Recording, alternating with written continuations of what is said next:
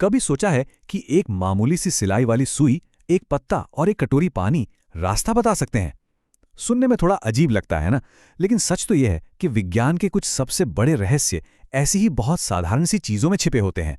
आज हम एक ऐसे ही जादुई प्रयोग को समझने वाले हैं जो हमें नेविगेशन के पीछे के साइंस की गहराई में ले जाएगा।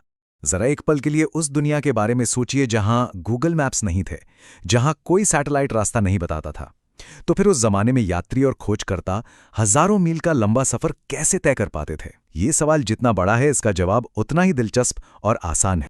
और हैरानी की बात तो ये है कि इस सदियों पुरानी पहेली का हल एक छठी क्लास के साइंस प्रोजेक्ट में छिपा हुआ मिलता है। जी हाँ, एक स्कूल प्रोजेक्ट में।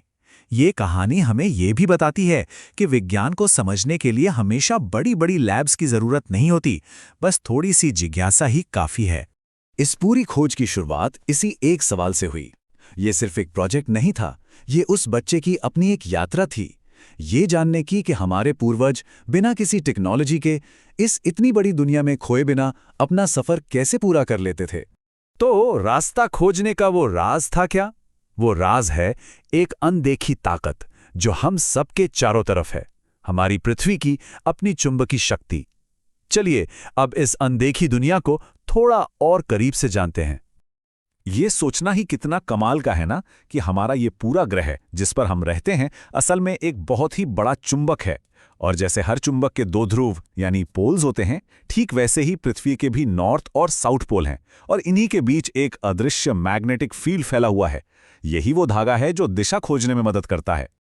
और अब बात करते हैं उस हिस्से की जहां विज्ञान सीधे हमारे हाथों में आ जाता है।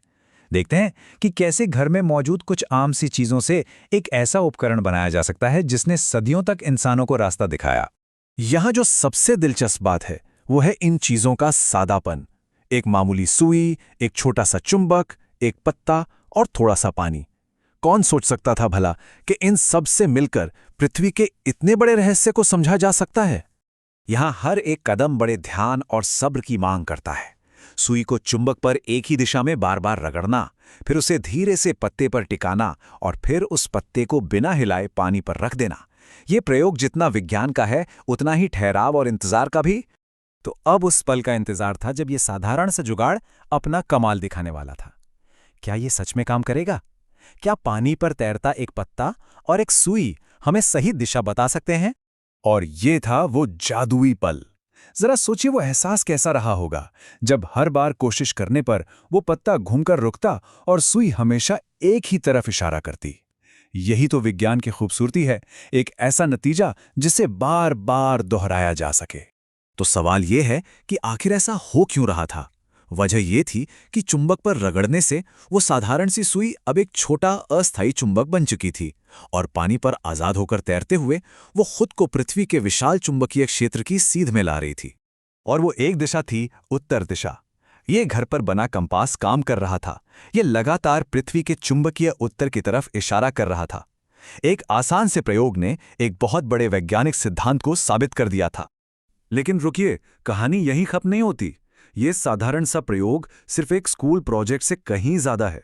असल में ये उस टेक्नोलॉजी की नींव है जिसे आज हम सब अपनी जेब में लेकर घूमते हैं। जरा इस तुलना को देखिए। सिद्धांत, प्रिंसिपल आज भी वही है, पृथ्वी का चुंबकत्व, लेकिन उपकरण बदल गए हैं। सुई और पत्ते की जगह अब हमारे फोन में लगे छोटे छोटे सेंसर यानी मैग्नेटोमीटर और जीपीएस ने ले ली है। मूल विज्ञान वही रहता है, बस टेक्नोलॉजी आगे बढ़ जाती है। तो असल में सदियों से कुछ भी नहीं बदला है। चाहे वो समंदर में जहाज चलाने वाले पुराने नाविक हों या आज अपनी गाड़ी में बैठे हम लोग, रास्ता खोजने का बुनियादी तरीका एक ही है, और वो है पृथ्वी की वो अनदेखी चुंबकीय शक्ति।